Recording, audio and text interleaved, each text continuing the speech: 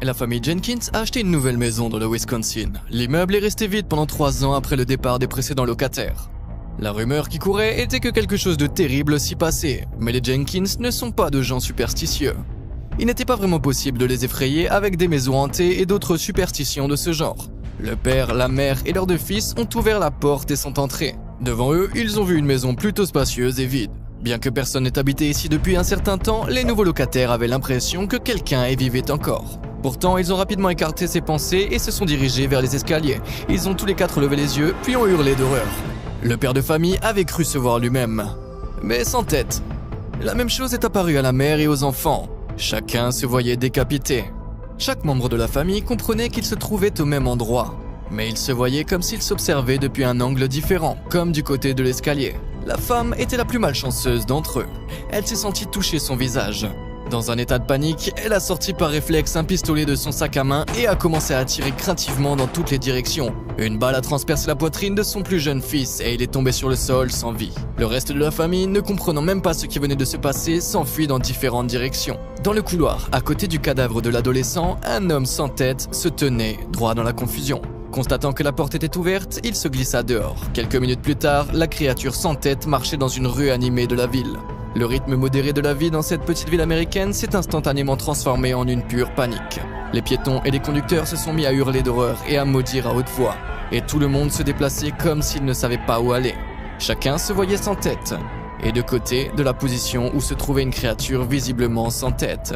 Mais la créature n'avait aucune envie de bouleverser les gens, et il s'est donc rendu au parc le plus proche dans l'espoir de s'y cacher derrière quelques buissons. Cependant, la rumeur d'un étrange passant s'est rapidement répandue dans tout le Wisconsin, et sous peu, l'homme sans tête a été arrêté par des agents de la fondation. Il est à présent en confinement sous le numéro de SCP-2287. L'objet ressemble à un homme blanc sans tête. La caractéristique anormale la plus significative est que le corps est tout à fait capable de vivre sans tête. Le moignon du cou, la tête serait attachée et couvert de peau. De toutes les vertèbres cervicales, SCP-2287 n'en possède que 4. Cependant, malgré l'apparence déficience de son système nerveux et l'absence générale de tête, l'anomalie est capable d'accomplir de nombreuses fonctions pour lesquelles une personne ordinaire aurait spécifiquement besoin d'une tête. Il peut penser entendre des sons et sentir des odeurs. En revanche, l'objet n'est pas capable de percevoir visuellement son environnement. La personne sans tête peut parler, bien que sa voix soit sensiblement différente d'une voix normale. Contrairement aux humains, la créature n'a pas besoin de nourriture ni d'oxygène sous sa forme habituelle. Selon ses propres termes, elle est nourrie par le biais d'un processus complexe et organisé qui s'apparente à de la photosynthèse. Le tatouage Monsieur sans tête de la série des Little Mysters par le Dr Wondertainment est visible sur le bas du dos de l'objet. L'absence de tête de l'objet n'est pas facilement visible. La personne qui regarde le SCP-2287 se voit décapitée depuis la position de l'objet anormal, au lieu de voir l'objet lui-même, tout en ayant l'impression que sa conscience est séparée de son propre corps. Le contrôle de leur activité motrice demeure, mais cela devient néanmoins difficile. Ce facteur entraîne toutes sortes de confusions, comme dans le cas de la famille Jenkins lorsque la mère a tiré sur son fils.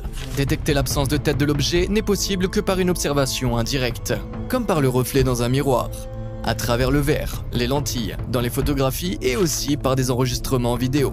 La seule exception sont les personnes qui ont subi une kératotomie, une opération pratiquée pour couper la cornée de l'œil afin d'améliorer leur focalisation. Ces individus ne sont pas en mesure d'observer l'absence de tête de l'objet, quel qu'il soit. Les scientifiques de la Fondation se demandent alors si le SCP-2287 est vraiment sans tête, ou s'il s'agit simplement d'une sorte d'illusion d'optique. Des études menées avec divers appareils ont montré qu'il n'y a effectivement pas de tête.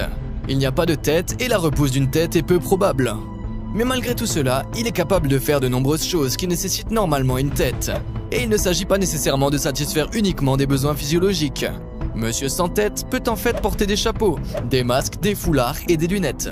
Il peut également porter des écouteurs, des boucles d'oreilles, du rouge à lèvres et d'autres choses encore. Cela signifie qu'il doit avoir une sorte de tête. Il est possible qu'elle soit dans une autre dimension, et que les contours invisibles de sa tête apparaissent partiellement dans la nôtre lorsque SCP-2287 fait apparaître une coiffe ou un autre accessoire pour cette partie de son corps. Mais nous y reviendrons plus tard. Monsieur sans tête est peut-être l'un des spécimens les plus bavards de la série des Little Mysters. Au moins, on peut avoir une conversation vraiment significative avec lui et même apprendre une chose ou deux sur le Dr Wondertainment. Il est vrai que le témoignage donné concernant ce dernier est un peu confus. SCP-2287 fait référence à Wondertainment en alternant les termes féminins et masculins. Lorsqu'on demande à ce dernier de clarifier ce point, il semble sincèrement surpris et ne comprend pas le sens de la question. Au lieu de répondre, il demande si cela concerne le fait que le Dr Wondertainment soit une personne réelle. On peut donc supposer que le grand et puissant fabricant de jouets anormaux n'a pas de forme permanente. Peut-être se recrée-t-il à chaque fois d'une nouvelle manière, en acquérant des déguisements différents. Ou peut-être est-il simplement une sorte d'être abstrait capable de manipuler la réalité et d'établir un contact avec elle également. Seules ses créations sont capables de percevoir Wondertainment ou de sentir sa présence, tandis qu'il n'apparaît aux gens ordinaires que de sa propre volonté. D'un autre côté, il pourrait s'agir d'une sorte de ruse planifiée à l'avance. Wondertainment programme ses jouets vivants de manière à ce qu'ils ne puissent pas révéler son apparence et son emplacement à d'autres personnes. Lors des interrogatoires concernant l'apparence et l'emplacement de Wondertainment, la conscience de créature intelligente du docteur devient confuse. Ils finissent par se perdre en soi et sont incapables de fournir des réponses claires. Cependant, Monsieur Sans Tête a pu en dire plus sur sa mission que beaucoup de ses autres collègues ne l'ont fait auparavant. SCP-2287 est un jouet à thème conçu spécialement pour Halloween. Lorsque les gens prennent conscience des propriétés de l'objet, les effets produits apportent alors joie et plaisir aux observateurs. Et Monsieur Sans Tête lui-même apprécie ce rôle. Il n'a pas littéralement vu les visages joyeux des gens, mais les a entendus et les a ressentis. Selon lui, le Dr Wondertainment voulait concevoir de nombreux Little Misters pour d'autres fêtes. Initialement prévu pour Halloween, Mademoiselle Douceur avait été remplacée par Monsieur Sans Tête. Apparemment, les plans du créateur ont changé par la suite, et tous les autres représentants de cette série de jouets n'ont désormais rien à voir avec des fêtes et célébrations spécifiques. Les progrès technologiques et la détérioration de la vision des enfants au fil du temps ont fini par affaiblir l'effet anormal de Monsieur Sans Tête, car on l'observe de plus en plus à travers les lentilles des appareils photo et des lunettes. Selon le SCP-2287, les humains, en particulier les enfants, s'amusent davantage lorsqu'ils se voient sans tête, et les lunettes empêchent cet effet de se manifester. Apparemment, les habitants du Wisconsin peuvent facilement percevoir des objets anormaux. Il est vrai que cela peut être dû au fait que Monsieur Sans Tête est littéralement apparu en public le jour même d'Halloween, de sorte que les enfants et les adultes aussi l'ont perçu comme une sorte de tour. Seulement la famille propriétaire du SCP-2287 connaissait la nature anormale de l'objet. Ils ont gardé l'objet dans le grenier et l'ont libéré exclusivement pour Halloween. Étant complètement seul la plupart du temps, Monsieur Sans Tête réfléchissait à la vie et à son destin. Bientôt, ils cessèrent de le sortir, même pour Halloween. Cela a duré pendant 3 ans. On n'entendait même plus aucun bruit dans la maison. Après cela, Monsieur Sans Tête est descendu de son grenier pour la première fois de lui-même, inquiet que ses propriétaires aient des ennuis. Grâce à son ouïe et à son odorat, l'objet a pu déterminer que tous les meubles de la maison avaient disparu. Cela bouleversa encore plus Monsieur Sans Tête. Il réalisa que la famille avait déménagé et qu'il avait simplement été abandonné. Mais son espoir ne s'est pas totalement évanoui. Il est remonté dans le grenier et a attendu plusieurs semaines pour le retour de sa famille. Lorsque les portes d'entrée se sont enfin ouvertes, SCP-2287 est descendu dans la joie et a commencé à palper le visage de la femme, espérant identifier un membre de son ancienne famille. Mais il s'est avéré que c'était plutôt les Jenkins. Ils ont crié d'horreur et la mère de la famille a saisi son arme. Monsieur Sans Tête s'est enfui par la porte que les nouveaux arrivants paniqués avaient laissée ouverte. Dans la rue, les voitures et les gens hurlant d'horreur effrayaient beaucoup l'anomalie.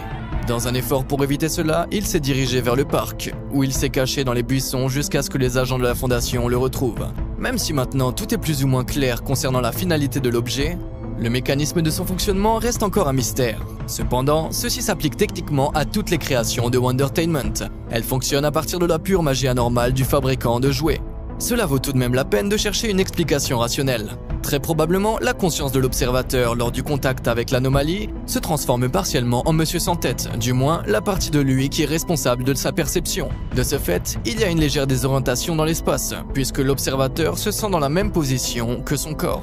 Cet effet est très probablement associé à la particularité de la pénétration de la lumière dans la rétine. Toutefois, lorsqu'il existe une barrière optique entre l'œil et l'objet, cet effet est éliminé. Par conséquent, SCP-2287 est une anomalie lumineuse qui se faufile dans le cerveau humain pendant l'observation. La lumière réfléchie par l'objet suit une trajectoire complexe qui pénètre dans la rétine de l'observateur, créant une photo erronée dans laquelle la personne se perçoit sous un angle latéral. Dans ce cas, la quantité de lumière dans la zone de la tête de l'observateur augmente à tel point que la tête semble invisible. Cela s'apparente à un périscope super compliqué avec de multiples miroirs réfléchissants, comme sur un sous-marin. Mais que pensez-vous de tout cela? Vous aimeriez aussi vous amuser à Halloween? Perso, je préférerais avoir une discussion à cœur ouvert avec lui sur ce genre de divertissement, puisqu'apparemment c'est un type plutôt sympa.